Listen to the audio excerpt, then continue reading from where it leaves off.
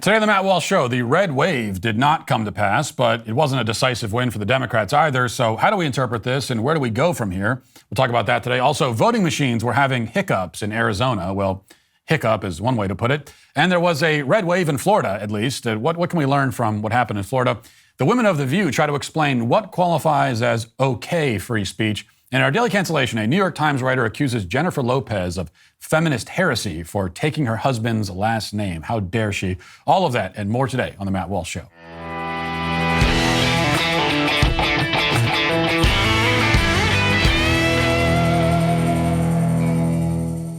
Roe v. Wade has been overturned, and this battle is now finally leaving D.C. and going to the grassroots. No group in America is better positioned than 40 Days for Life to deal with that. With about 1 million volunteers in 1,000 cities, 40 Days for Life holds peaceful vigils outside abortion facilities. They have a larger presence in blue states, with California being their largest state.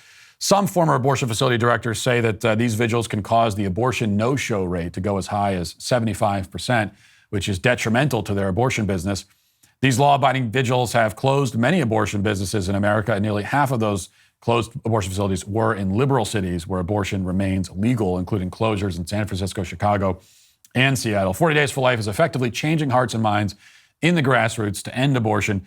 Check out their locations, their podcasts, and their free magazine at 40daysforlife.com. And you know, it's more important than ever, especially now after the election. What we find is that the fight for life has entered a new phase, a critical phase. That's all the more reason to get more information on 40 Days for Life at 40daysforlife.com. After our marathon election coverage last night, I emerged from the studio and looked up to see the promised red moon, or I was hoping to see it, but I couldn't see anything because it was overcast.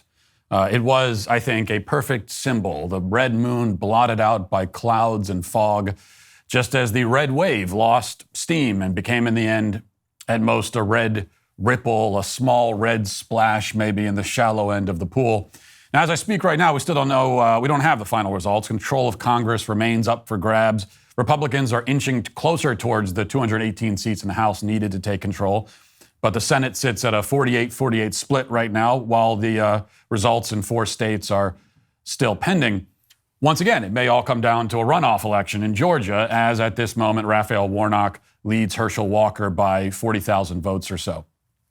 Now, Republicans had decisive victories in some races and in some states. Stacey Abrams lost convincingly to Brian Kemp, though she is, of course, still the governor of Georgia this morning. Beto O'Rourke once again showed off his skill as a professional political loser, getting demolished by Greg Abbott in the Texas governor race. In the Ohio Senate race, rising Republican star J.D. Vance knocked out incumbent Tim Ryan. In South Dakota, Kristi Noem doubled her Democratic challenger's vote total. In New York, Republicans did manage to flip a few House seats. And then, of course, there's Florida, where Ron DeSantis beat Charlie Crist by 20 points, not only taking the governorship, but effectively flipping the entire state red. So Florida is no longer a swing state. It is a red state. And that's something that even the media had to begrudgingly admit. Can we just talk about Florida, because we really haven't had a chance to do that. I was texting with a source in Florida, political source, who pointed out to me that this will be the first time since Reconstruction that Florida won't have any Democrats in statewide office, period. So, and DeSantis' victory, Miami-Dade. Florida, once a perennial swing state, it turned blue for Obama twice, then red for Trump twice. Now it appears solid red, thanks in part to a huge effort in voter registration on the Republican side and the powerful Latino vote leaning further and further red. Even the Democratic stronghold of Miami-Dade County turned red for the first time in 20 years. Can I ask you, while we've got you, if there's any single result or any single trend that's evident thus far that surprised you the most tonight? Obviously, all of us looking at this stuff and hearing both sides make their projections, you sort of weigh everything based on what you know and what you can view yourself. But as somebody who's been inside these kinds of campaigns, what has struck you as legitimately unpredictable in tonight's results? Well, first of all, the divergence between Florida, which, can't sugarcoat, a disaster for the Democrats. Disaster for the Democrats, indeed, in Florida, but the entire election nationwide was not. In fact, the disaster went the other way in some cases. Dr. Oz may now lay claim to the most humiliating Republican political defeat in American history, losing his Senate race to a man with brain damage. Fetterman, an oafish, ridiculous man-child who lived off of his parents' money until recently and campaigned on releasing violent criminals from prison, and then suffered a stroke, almost entirely destroying his ability to understand English or speak it, both of which skills that he hadn't quite perfected even before the stroke, still managed to win. He was one of the weakest candidates ever fielded by a major political party in the United States, and somehow Republicans managed to field an even weaker one. So we'll return to that in just a moment. But staying on the depressing side of things, both Gretchen Whitmer in Michigan and Kathy Hochul in New York won their races. Now, you could say that both races were uphill battles for Republicans, and that would be true. You could try to find a moral victory in the fact that Lee Zeldin, the Republican challenger in New York, made it within striking distance. In fact, he did better than any Republican gubernatorial candidate in that state in years. But there really are no moral victories in politics. There are only victories and defeats, wins and losses. And the fact is that Nurse Ratched in Michigan and her awkward aunt in New York both won their races. That's it. So no matter what happens from here, it will not be the Republican blowout that many of us expected. Neither will it be a resounding victory for the Democrats. The voters certainly are not giving the Democrats a mandate. They might not even give them control over Congress, let alone a mandate. But they also aren't delivering a sharp rebuke. So where are we left? We're left with an electorate divided, confused, uninspired. And here are my takeaways at this point. First, as a believer in personal accountability, we cannot ignore the role of the voter in their own voting decisions. In fact, one might even say that the voter is 100% responsible for his own vote, which means that voters in New York and Michigan, for example, chose feckless tyrants who locked them down during COVID but refused to lock up violent criminals to keep their community safe. They chose moral incoherence and tyranny. In Pennsylvania, they chose a vegetable. In many states and in many races, they chose to reward the people who are actively making their lives worse. Exit polls, for whatever they're worth, which clearly isn't much, did consistently show that voters are angry, they're dissatisfied with the direction of the country, and yet in so many cases, they chose more of what they're not satisfied with. They think we're on the wrong path, and they decided that we might as well keep driving down it. This is the kind of election post-mortem analysis that nobody really wants to give because it's unpopular to blame the voters for their own choices. We'd rather treat voters like children who are not responsible for their own decisions, but I'm not a fan of infantilizing adults in that way. And so I must point out, however unpopular it might be, that there is a sickness in the minds and souls of many people in this country. It compels them to choose tyranny, to choose dysfunction, to choose things that are anathema to their own well-being. And this election isn't breaking news from this election. We've known that's the case for a long time now.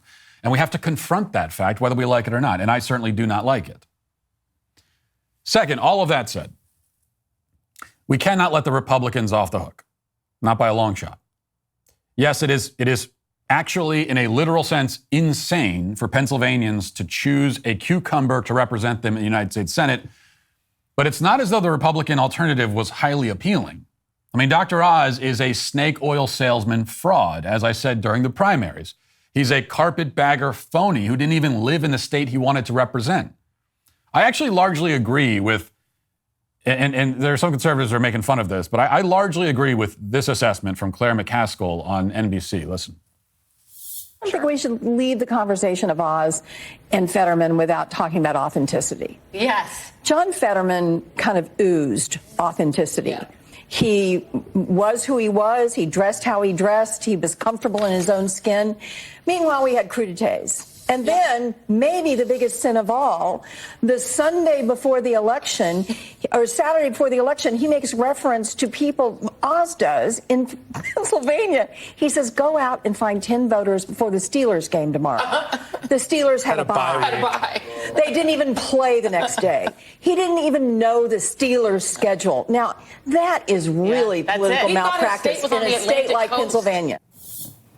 That's basically right. I mean, John Fetterman's regular guy shtick wasn't nearly as authentic as she claims that it was, but he was more authentic than Oz. Most importantly, Fetterman was a leftist, and for the most part, he didn't try to hide it. Now, with a few exceptions, flip-flopping on fracking and all of that, but he mostly ran on a platform that he believed in. It was an insane, destructive, radically crazy platform, but it was his platform. Oz, meanwhile, ran on a conservative platform that he was making up on the fly. Oz, too, is a radical leftist. I mean, he was shilling for transing the kids 10 years ago. He was ahead of the curve. Except he decided 15 seconds ago to pretend to be a conservative. Now, voters shouldn't want to vote for a radical leftist, but if they do, why would they choose the one pretending to be a conservative when they have the authentic article available to them? Right? The authentic leftist who embraces his leftism. If that's what they want, that's what they're going to take. Oz's campaign had no message. It had no point. It couldn't justify its own existence. Oz had nothing to say. He couldn't even explain, like, why are you running for Senate again? In Pennsylvania, of all places? You don't even live here? Like, why? Could never explain that.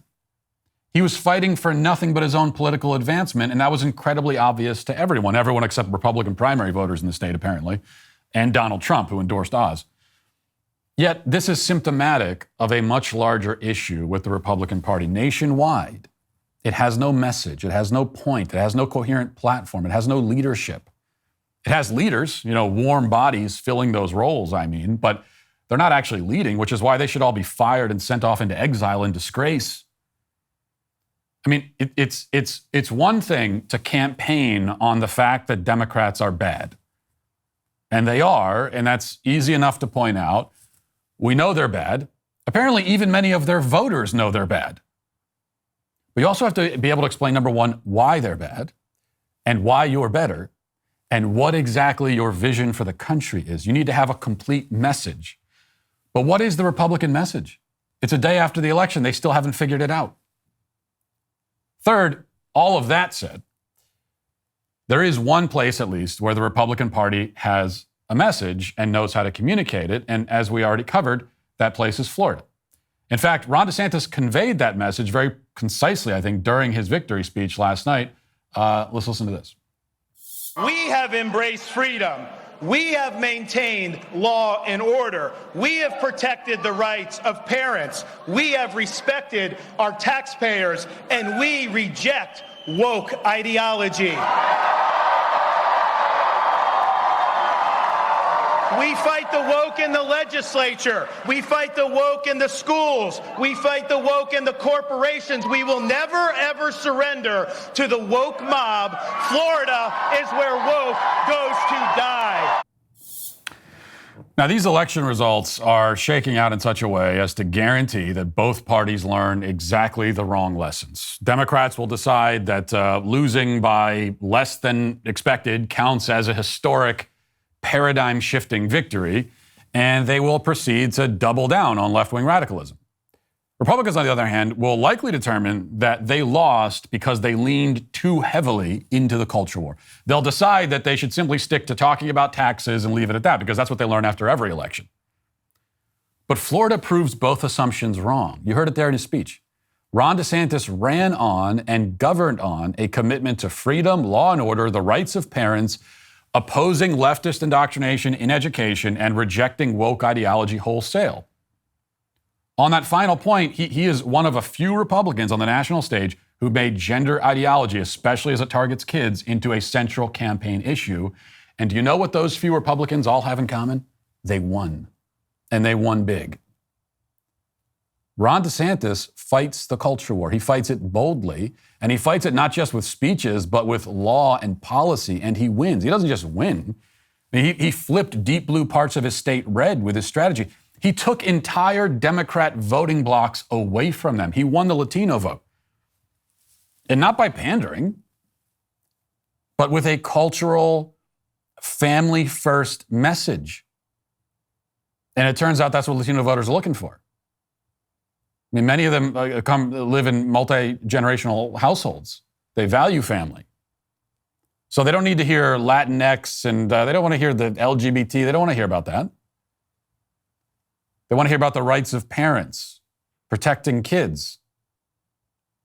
That's what many Americans want to hear about. DeSantis is perceived as the governor most invested in the culture war and most willing to fight it. And this was the result. That was the result. Okay? And on top of that, he is simply an effective and competent governor in a country that has too few of them. So, and you need to have both of those. Okay? Because you can't just like talk about cultural issues and all of that. You also have to govern. He does both. The common thread connecting the underperforming Republicans is that most of them, not all, most of them were empty vessels with no coherent vision or message. And despite of what you'll hear in the coming weeks, they mostly shied away from the cultural issues.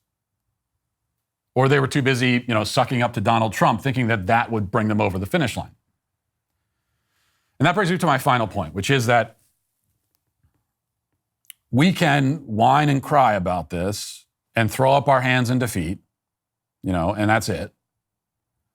Or we can see this as an opportunity. Because again, neither party has a mandate. Neither party came away with a landslide victory on a national scale. The voters, as I said at the top, are listless, confused, apathetic, uninspired. They're looking for leadership, for a message, for something and someone to rally behind. Are we going to give that to them or not? Now let's get to our 5 headlines.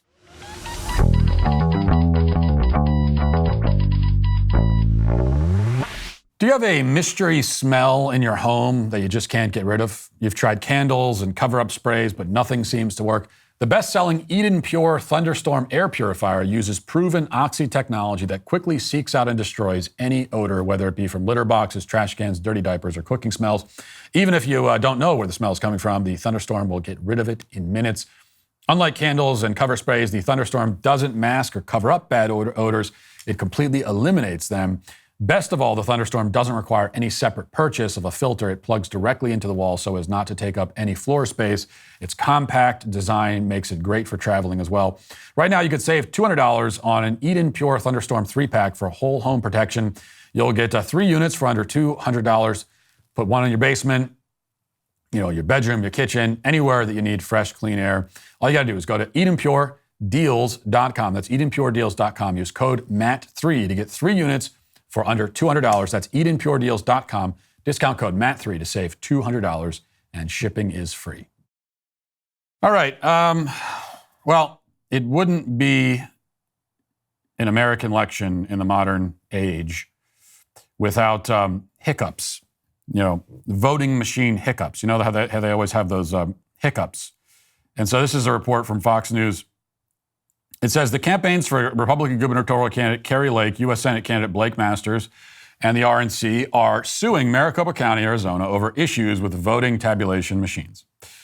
The GOP lawsuit sought to keep polls open until 10 p.m. in the county. It also asked the state court to instruct the inspector at every polling location that voters whom the e-poll book have recorded as having previously voted in this election must be permitted to complete and cast a provisional ballot. So that was the lawsuit. And what this comes from is, as we say, or as the Maricopa County Board of Supervisor, Bill Gates told Fox News, there was a hiccup, and the hiccup led to 20% of the voting machines going down, just like that. The GOP lawsuit said that the issues hit at least 36% of all the voting centers. Now, the fact that we always have these kinds of issues, the fact that they are so often in the same places, like Maricopa County is always a problem. Like at a certain point, it becomes a conspiracy theory to claim that, or to assume that there's no intentionality behind any of it. That becomes the conspiracy theory. You have these kinds of issues every single time, burst water pipes, whatever. Like you know it's going to happen, and it does. And it's happened here too. So, as I've said many times, like, first of all, is there cheating in an election? Of course there is. I mean, absolutely. That's just a fact. The only question becomes, where is it happening? On what scale did it happen? But just to deny it wholesale, as Democrats like to do, again, that's the conspiracy theory. Because now, they don't want to talk about voter fraud. For them, they talk about voter suppression. And in fact, they were doing that last night. There were left-wing pundits on. There was one on MSNBC, for example, blaming voter suppression, and in fact saying that this doesn't count as a fair and equitable election in Georgia because Stacey Abrams didn't win. The thing about voter suppression is that, to use a term I find myself using a lot recently, that is unfalsifiable. That's an unfalsifiable theory, to say voter suppression, because what you're claiming is that, well, there are a whole bunch of voters who would have voted, but they didn't. And the reason they didn't is because the vote was somehow, in some really abstract way, suppressed. Like they were convinced in this some kind of mind game to not go and vote. So you can always just claim voter suppression. It's unfalsifiable. Now, on the other hand, when we talk about potential issues of voter fraud, cheating, rigging, that sort of thing, you can point to actual things that are happening, like a voting machine hiccup, for example. And also, we can look at what they're doing in broad daylight. Opening up early voting, turning election day into election month, election 2 months, election 3 months, going out of their way to make the election less secure. These are all attempts to, in effect, rig the election. And then that's to say nothing of the media and big tech, as we know. They did Hunter Biden laptop. That's the most infamous example. It's certainly not the only example. It's a full court press all the time, but especially around elections, to get rid of and suppress anything that might be inconvenient or embarrassing for Democrats. They did with Hunter Biden laptop, but they do that with everything. And all of these are efforts to influence and, in effect, rig the election. All of that is happening.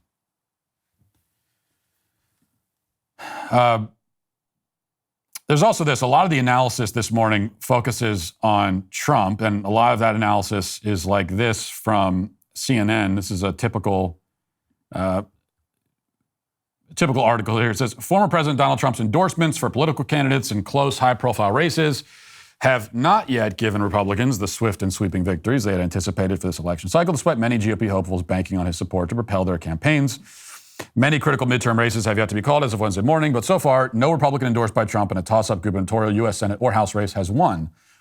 Among those toss-up races where Trump had publicly backed a candidate, CNN projects the governor seats in Wisconsin and Kansas, a Senate seat in Pennsylvania, and 4 House seats are going to Democrats. The Trump-backed candidate with the highest profile who pulled out a win was J.D. Vance in Ohio, who is projected to become the next U.S. Senator from Ohio after defeating Tim Ryan. Trump has traveled across the country, stumping for Republicans at huge rallies that mirrored event programs of his past presidential campaign stops, and so on and so forth. Now, not all of Trump's candidates did poorly. J.D. Vance, good example of one who did well. And we say Trump's candidates, it's like he endorsed them, but he didn't own them. And J.D. Vance in particular. Now, you're not going to take the credit away from Trump. So that's the thing. You can't give him. This is what the media wants to do. And Trump pointed this out yesterday. And of course, it's true that if the candidate loses, then that's Trump's fault. But if it wins, it's not. That's Trump doesn't get any credit for that. So you can't do that. J.D. Vance, the endorsement helps, but J.D. Vance was a really good candidate and ran a very good campaign on top of that. So there's a candidate that won. And some of the ones who may or may not lose were still good choices in my view. I mean, I like Blake Masters in Arizona. I would have chosen him too if I was Trump. I would have endorsed him. And I don't know if he's going to win or not at this point. It's still, I guess, it still hasn't been decided. And you also can't blame Trump entirely for a candidate's loss, obviously. But the fact is that he made some awful choices. Principal among them was Oz, but that's not the only one. And these again it's one thing to come along during the general election and endorse the Republican, okay. And then the Republican loses, well, you can't be blamed for that, obviously. But Trump actually, Trump is the reason, most likely, that Dr. Oz became the Republican nominee, endorsed him in the primaries. And then that nominee went on to lose to a vegetable. It's not like this was unforeseeable. Okay, it's not like this is some sort of twist ending that nobody could have seen coming. Many of us were saying all along, it cannot be Dr. Oz. Whatever you think of the other candidates in the GOP primary, Oz cannot be the guy. He's a fraud. He's a phony. He doesn't even live in the state. Nobody's going to take him seriously. The fact that he was on TV doesn't matter. Nobody cares about that. No one's impressed with that anymore.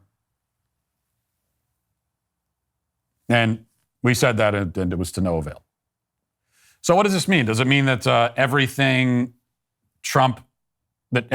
Trump makes is wrong? No, but it does mean he doesn't have a Midas touch. Far from it. And then there's the bigger point that Trump sort of reasserted himself into the election conversation in the days leading up to Tuesday. And that doesn't appear to have helped very much either. The other thing to keep in mind is you look at Trump now in 2022, you look at him after 2020, and there's been a definite change. Because Trump in 2016, this is one thing people miss. Like, yeah, he was a sensation. Yes, he was a celebrity and all of that. And he still is all those things. But he also, it was a very message-driven campaign in 2016. Like, you knew what the message was. It was a forward-looking, message-driven campaign. And people forget that it's not just a personality cult. People got behind Trump because they believed in his message. And he hammered that message home constantly. Immigration, build the wall, right? That was probably the number one thing. But also drain the swamp, dismantle the establishment.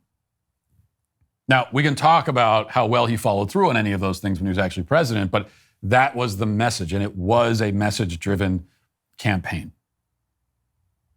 And there's this, the media wants to pretend that Trump in 2016 was entirely personality cult. That's all it was. And yeah, there's some element of that. There's an element of that with every politician on a national scale.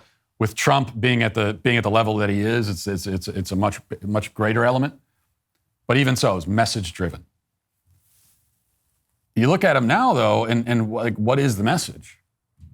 I'm not even sure. What we talk about the problem with Republicans not having a message. What's your point? What's your message? That includes Trump. He's one of the principal violators here. What's your message? What does all this mean?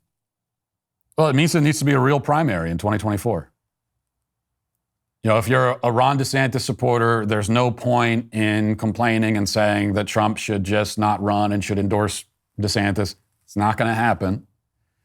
And if you're a Trump supporter, there's also no point in saying, well, DeSantis should stay out of it and just, this rightfully belongs to Trump. It doesn't rightfully belong to anyone. No one's a king. You got to run, you got to win. And so now that's what we should be pushing for. This is what we're gearing up for, is a primary for 2024, knock down, drag them out. It's not just going to be Ron DeSantis and Donald Trump either, by the way. There's going to be a bunch of them jumping in there. We might as well embrace that.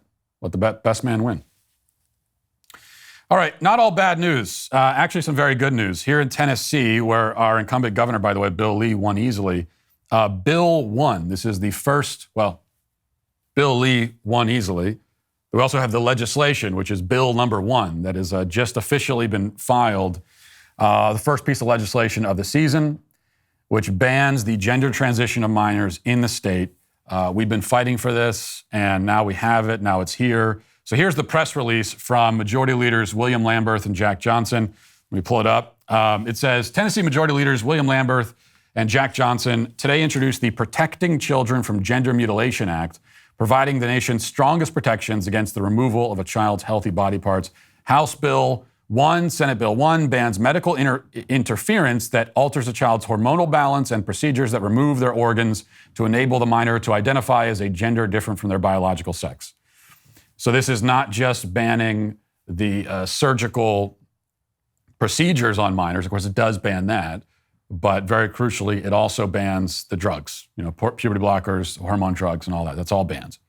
It creates a private right of action, allowing a minor injured due to a violation of the law to sue for damages. The legislation also allows courts to impose an additional $25,000 for each violation. Republican leaders committed to ban gender disfiguring procedures for minors after troubling video surfaced on social media in September. Reports from Daily Wire's Matt Walsh showed a local medical provider promoting so-called gender-affirming care as a huge moneymaker. The report raises nationwide awareness and serious ethical concerns about procedures performed on minors at pediatric transgender clinics across the country. And then we've got the bullet points. The statement goes on for a while, but the bullet points, just to review, the Protecting Children from Gender Mutilation Act, filed today. 1, creates a private right of action allowing a minor or parent of a minor injured as a result of the violation to sue for damages. Allows a child to bring a civil cause of action against a parent if a parent consented to the violation on the minor's behalf. Allows courts to impose a $25,000 penalty per violation. Requires the state attorney general to establish a process for reporting violations of the law. Allows the state attorney general to bring an action against a healthcare provider for knowingly violating the law within 20 years of the violation. Within 20 years. That's important too. And then also the bill makes exceptions for children born with chromosomal anomalies or congenital defects. Now,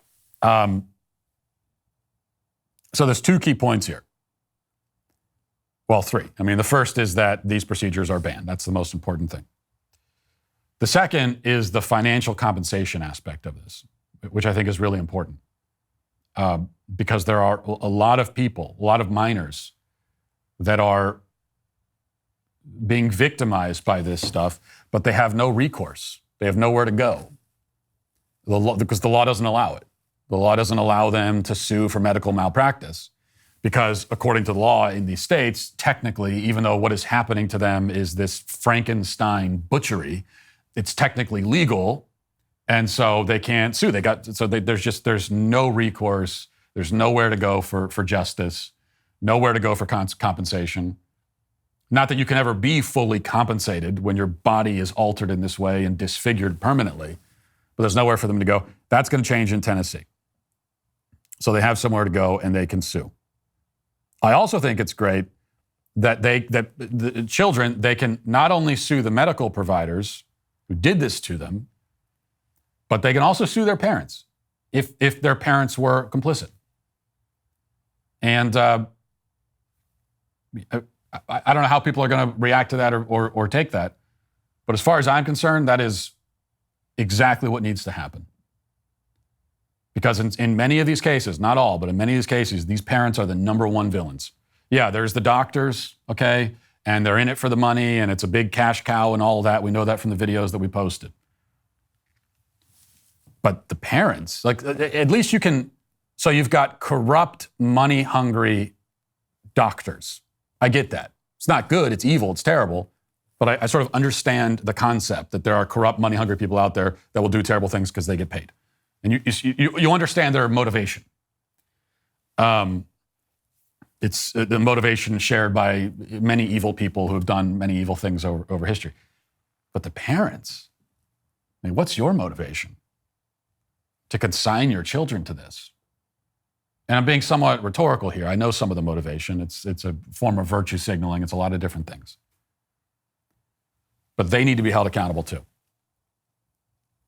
And there's one other point in the way that this bill was written that I also want to point out, which is that the bill makes the gender transition of minors, it makes it a prohibited medical practice, okay? Bans it as a medical practice.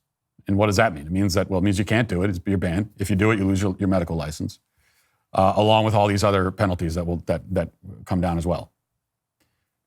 But it's not criminalized. It hasn't been made a criminal matter. And I talked to some of the legislators about this, and they were explaining to me, you know, when they first shared the bill with me, and you know, the fact that it's not actually criminalized. Of course, because I'm gung ho and like I want to take these doctors, throw them in prison for 50 years, you know, for life imprisonment is what I would like to do. And what they explained to me, and I found it very compelling, is that if you don't make it a criminal matter, then you are sidestepping the DAs. Because one of the big problems that Republicans have is you got these woke, often Soros-funded DAs that come into these cities. And yeah, there are a lot of things that are crimes, but the DAs have the power to decide what they're going to enforce. And they could just say, well, I'm not enforcing that. It's a crime and I'm not going to enforce it. You say that it's a crime, but I say I'm not going to enforce it. And then what do? You're handicapped by that. You've put yourself at their mercy. So this is a way of getting around that problem. You're not going to make yourself, you're not going to put yourself at the mercy of Democratic left-wing DAs relying on them to enforce this law, which they simply just will not do. I think this is a clever way of getting around that by saying, well, we're going in an entirely different direction. Though, of course, if you take away the medical license, if you continue practicing medicine without medical license, that is a crime, and you go to prison for that. So in effect, it's still even criminalized. But then you also have the civil penalties, and you are initially stepping around the DAs, which I think is a smart idea. All right. So the women over on The View were squawking this week about free speech, and I want to go through a couple of these clips. First of all, here's Whoopi Goldberg announcing tragically that she's leaving Twitter. It has been a little over a week since Elon Musk took over Twitter, and the place it's a mess. He's already called back some of the workforce he fired a few days ago. He's putting his $8 charge for blue check verification on hold. First it was going to be $20, now it's going to be $8. He also suspended Kathy Griffin for impersonating him on a parody account. Which has started a free Kathy hashtag to trend. I'm getting off. I'm getting off today because I just feel like, it's so messy. Yeah. And I'm tired of now having had certain kinds of attitudes blocked and now they're back on. Yeah. And I'm gonna get out, and if it settles down and I feel more comfortable, maybe I'll come back. But as of tonight, I'm done with Twitter. Of course, if you're like me, you hear that and you think, oh, you were on Twitter? I didn't even know that. Like, what are they? I just want to know, if I can get in their heads, which is not really a place I'd want to be, but how do you think people are going to react to this? Do you think you're making some big dramatic announcement? I'm done. I might be back later, but for now, I'm out of there. Which, by the way, when it comes to dramatic announcements, that's kind of an anticlimactic way to go about it. I'm done. I might come back later, but I'm done for now. I will not be on Twitter again until at least tomorrow morning, if not a little bit sooner. But at this moment right now, I am not using Twitter at this moment while I'm on TV. But what do they expect? Do they think that people are going to... Like, the people who think it's good that Elon Musk took over Twitter, are they going to say, well, never mind? If this scares Whoopi Goldberg away, I can't imagine Twitter without Whoopi Goldberg. And then you also see, once again, just the total, absolute fragility of these people. She says, oh, all these people I was insulated from them. And now their ideas are going to be, I'm going to maybe be exposed to some of their ideas and opinions and their words. And I can't deal with that. She also has some thoughts on the nature of free speech. I think this is in clip 6.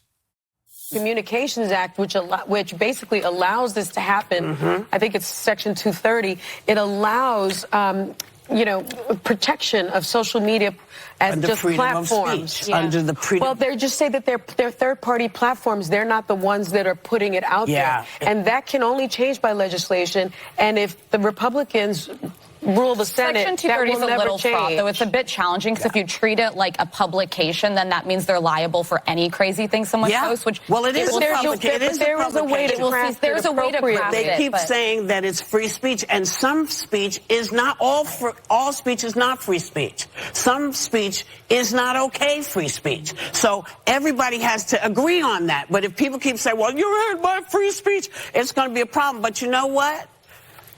This is our problem. But it ain't my problem today because I'm out. Some speech is not okay free speech. That's it. So there's been this debate for centuries, really, about free speech. What is free speech? What counts as free speech? And is free speech absolute? And Whoopi Goldberg has, I guess, settled the debate entirely. She says that, some speech is just not okay. And how do we know if it's not okay or not? I guess she'll tell us. Meanwhile, although this maybe has been a debate, I've never found the debate all that interesting because to me, now they're always around the margins. There are always going to be the harder kind of cases. But for the most part, when you like 99.9% of all the speech that goes on, it's really easy to determine whether it, quote, counts as free speech or whether it ought to count as free speech or not. Okay? And the things that shouldn't count as free speech, generally speaking, if you're making direct violent threats against someone, actual threats, and using a pronoun you don't like, that's not a threat. Disagreeing with you is not a threat. Saying something like, I'm going to come to your house and kill you, like saying the things that trans activists say to me almost every day, that's a threat. That's clearly a threat. So that's not free speech, at least it shouldn't be. Trying to explicitly encourage other people to cause harm to someone or to commit a crime. Again, that clearly shouldn't count as free speech. Defamation, right? Slander, libel, any form of speech, written or spoken, where you're lying about someone in order to cause them harm, not free speech. And those are pretty much all the exceptions. You might be able to come up with a few here and there, but you know what the exceptions are when you see them. It's pretty rare when you come across an actual hard case of trying to determine, does that qualify as free speech or not? Because again, I think 99.9% of it we all know. And most of the speech that goes on social media, people might be vulgar, they might be cruel, they might be rude, but they're essentially just expressing their opinion. And if you're expressing your opinion, that's free speech, and that ought to be allowed on social media. It ought to be allowed on Twitter. If Twitter is saying, if Twitter is saying that if Elon Musk is saying there's a commitment to free speech, if that's what he's saying, that's what he wants to run his company, then that means that people should be able to simply just express their ideas and their opinions, and that's it. And if you don't like what someone says, you can disagree with them. You can even block them. There's you can choose not to read it. There are a lot of ways around it. But to me, it's not all that difficult. Let people speak. Let them voice their opinions. That's it. That's all. Speaking of letting people speak, let's get to the comment section. Who makes a Twitter mob fly off the handle with rage? Who's to blame? It's a sweet baby gang. While today's coffee often comes with hints of soy, Black Rifle delivers an entirely different experience. Bold, strong, and delicious Black Rifle coffee is the coffee that I choose to get me through the day. Black Rifle Coffee is veteran-founded and operated. Their mission is to help service members successfully transition from the military into entrepreneurship. They provide assistance to veterans who seek to launch businesses of their own with the goal of helping more companies like Black Rifle become a reality. Black Rifle is committed to hiring 10,000 veterans, and they're well on their way. As for the coffee itself, Black Rifle is very selective about where they source their coffee beans and very disciplined when it comes to ensuring the freshness of every bag. So go to blackriflecoffee.com. Use promo code Walsh for 10% off your first order, or when you sign up for a new Coffee Club subscription. The subscription gives you free shipping in all Coffee Club orders, early access to club deals and promotions, and special discounts from their partner brands. That's blackriflecoffee.com with promo code Walsh for 10% off your first order, or when you sign up to become a Coffee Club member. Black Rifle Coffee, supporting veterans and America's coffee. Cool Papa J Magic says, Matt is the worst of all the DW hosts when it comes to pretending to be excited about the sponsors. I don't know why I'm always accused of that, but my excitement is deeply sincere. Dakota says, after watching the Rogan episode, I think you really planted the seed to get his mind going in the right direction. Well, and that's in a conversation like something like gay marriage. That's that's what you're looking to do. To my mind, anyway. It's very unlikely. It's unlikely in any debate, but especially if something like gay marriage, a really contentious topic like that, it's unlikely that the person you're talking to in the moment will say, you know what, you're right, I'm going to change I have completely changed my mind about this fundamental issue. So what you want to do is plant some seeds, say a few things to get them thinking. And of course, in the context of a Joe Rogan episode, it's not just talking to Joe Rogan, but to tens of millions of other people. So even if you can't plant a seed in his mind, maybe in the minds of others. Amanda says, my biggest criticism of Matt's appearance on JRE is that aliens didn't come up not once. I can tell you that is also my regret as well. I'm not the one leading the conversation. It's not my interview.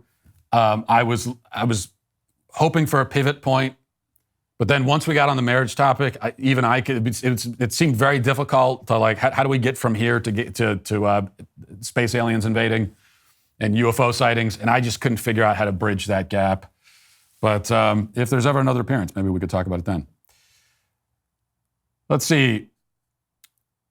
Sarah says, side note, why does Matt look so small at his desk? Did he get a new desk, a broken chair? This is driving me nuts. Steve says, excellent show, Matt. Thanks. Is your chair seat closer to the floor lately? Met Freak says, for some reason, Matt looks like he's a little person at a giant desk, like he shrunk about half a foot or something. We had this conversation before we went on, and I'm very upset by this because I know that Sean's in the control room right now celebrating because I said I wanted to put the chair down a little bit so that I could pull my chair in and get it underneath it just bothers me. I can't get it all the way underneath the desk. And so I put the chair down, and then we had this conversation before on the air where Sean said that I look like a little person at the desk now. I look like a small child, I look like the Sweet Baby Gang look. I look like a bearded baby at the desk because it's too low to the ground. And I was hoping that the audience wouldn't notice it, or if you did, you wouldn't make comments about it, but I should know better. So, Patrick says, finish listening to the Rogan conversation before listening today. The Daily Wire article didn't capture how well you handled yourself in the discussion on gay marriage. Rogan consistently changed between hypothetical, moral, and legal arguments. You stayed constant. You even started defining which argument it was as it went on. The longer it went, the better you look. Still room for improvement, though. For example, when Rogan asked if God makes gay people, I really wanted you to ask if God makes kleptomaniacs, and if he does, is stealing still wrong? Yeah, to me, the question about whether people are born gay, and that kept coming up in the conversation, to me, it's kind of irrelevant to the marriage question. Right? Like, are people born gay? Where does that come from? All of that's not directly relevant to the question of how you define marriage. And it's yet another road that takes us away from the main point that I wanted to stay focused on and I wanted to hammer home. But room for improvement? Yeah, absolutely. There's always room for improvement. Look, one thing you have to know about me is that I am not satisfied with anything ever. It's any show, any interview I do, anything at all. I'm going to go back. It's like a football player watching game tape, and you start picking yourself apart. That's what you have to do, though. I think that's what you have to do to be successful. It may not be to never be satisfied with anything and to constantly be picking yourself apart and looking for weaknesses and looking for things you can do better.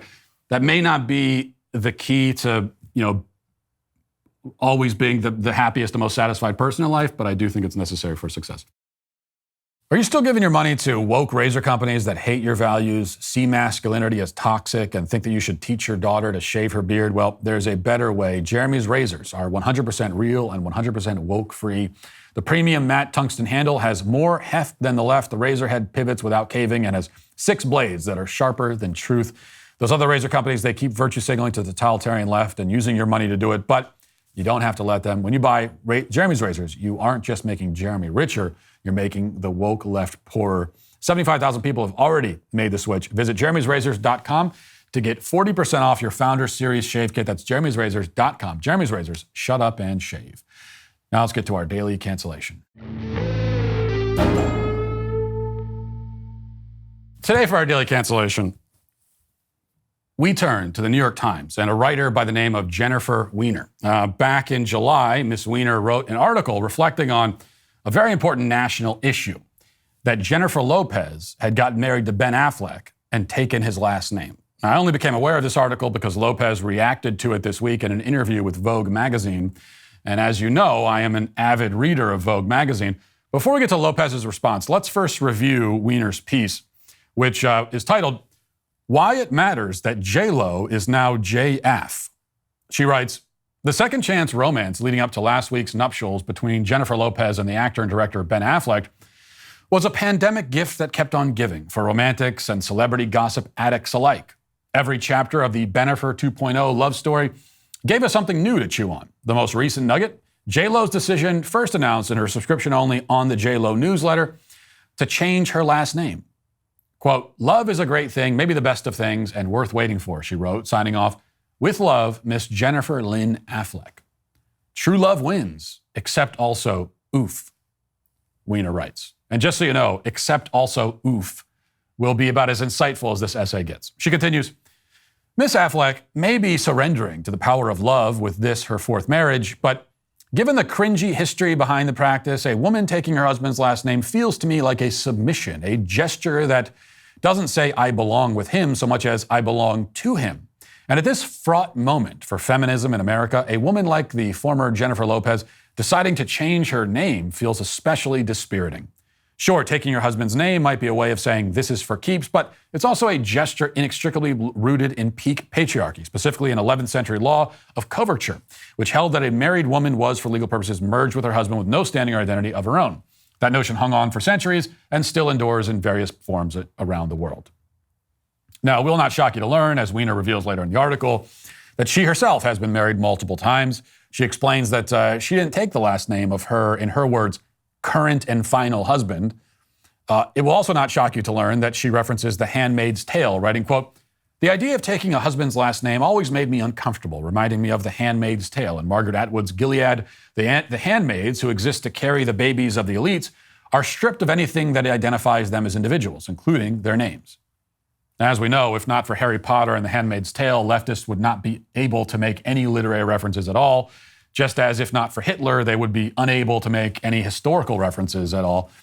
But in any case, Weiner goes on for several more paragraphs explaining why Jennifer Lopez should have made a different decision about her own last name and why her decisions are somehow relevant to the public. Indeed, she says, Jennifer Lopez's name is, whether she likes it or not, a political issue. She concludes, whether or not to take a spouse's name is a personal decision.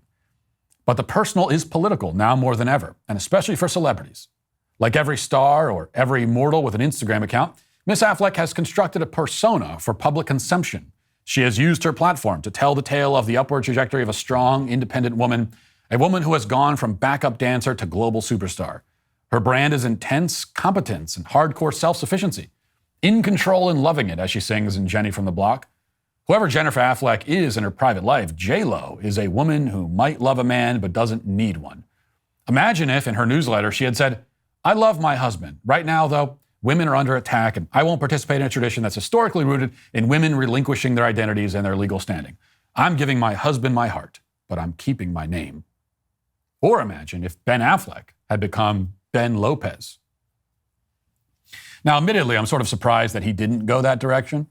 And I'm also surprised, pleasantly so, by Jennifer Lopez's response in Vogue this week, where she offers a defense of family and of tradition. She says, reacting to the New York Times article, what, really? People are still going to call me Jennifer Lopez, but my legal name will be Mrs. Affleck because we're joined together. We're husband and wife. I'm proud of that. I don't think that's a problem. And then when asked about the idea of Ben Affleck becoming Ben Lopez, she says, no, it's not traditional. It doesn't have any romance to it. It feels like it's a power move. You know what I mean? I'm very much in control of my own life and destiny, and I feel empowered as a woman and as a person. I can understand that people have their feelings about it, and that's okay too, but if you want to know how I feel about it, it just feels romantic. It still carries tradition and romance to me, and maybe I'm just that kind of girl. Well said. And now, admittedly, Jennifer Lopez has been married something like 14 times. Under most circumstances, you would not consider her to be an advocate or defender of the sanctity of marriage and the beauty and importance of tradition. But on this issue, at least, she's correct. And Miss Weiner in the New York Times is, like so many other left-wing feminists, frivolous, ridiculous, spiteful, despising what is traditional simply because it is traditional, without being able to articulate any reason beyond that. So there are 3 points to be made here. First, you notice how quickly the let women make their own decisions facade falls away. As we see time and time again, the feminist left, they respect and value a woman's choice, provided she makes exactly the choice that they want her to make. If she makes the personal choice they prefer, then it's good that, she made a personal choice and they should respect her choices. If she makes the personal choice they do not prefer, then the personal is political and they have every right to attack her for it. That's just the way the game is played. Second, Lopez is correct that sharing a last name is about unity. It's about being joined, bonded together. The modern, enlightened, quote-unquote, marriage is one where nothing is shared. Separate finances, separate names, separate lives, and eventually separate houses and separate divorce lawyers. Because the whole point of marriage, the reason it exists, is to bring man and woman together as one. That's its beauty, its mystery, its reason. If you're determined to maintain an entirely separate identity from your spouse, then you're really determined to close yourself off from the true nature and the greatest joys of the marital union. Now, you could say that a last name is just a last name. What does it matter? But a name is a symbol, and symbols are deeply important and meaningful to human beings. The choice to share a name is symbolic, as discussed, but it symbolizes unity and fidelity. The choice to not share a name is also symbolic then. And what does that symbolize? Well, the opposite of unity and fidelity. One of my favorite Avett Brothers song called Murder in the City says, always remember there was nothing worth sharing like the love that let us share our name. And that's what it symbolizes. Man and wife share a name because of the love that bonds them together. Third point, finally, to Jennifer Lopez's point, tradition does matter. Now, it may not always be enough to defend a tradition merely on the basis that it is a tradition. Not all traditions should continue indefinitely just because they're traditions. But traditions matter. They tie you to your ancestors, to your heritage, to your past. Our ancestors speak to us through tradition. Traditions are their voice, the democracy of the dead, as Chesterton said. What this means is that if you're going to tear down a tradition or get away from one, you better have a very good reason. We may not continue every tradition, but there needs to be a reason to discontinue it, a compelling reason.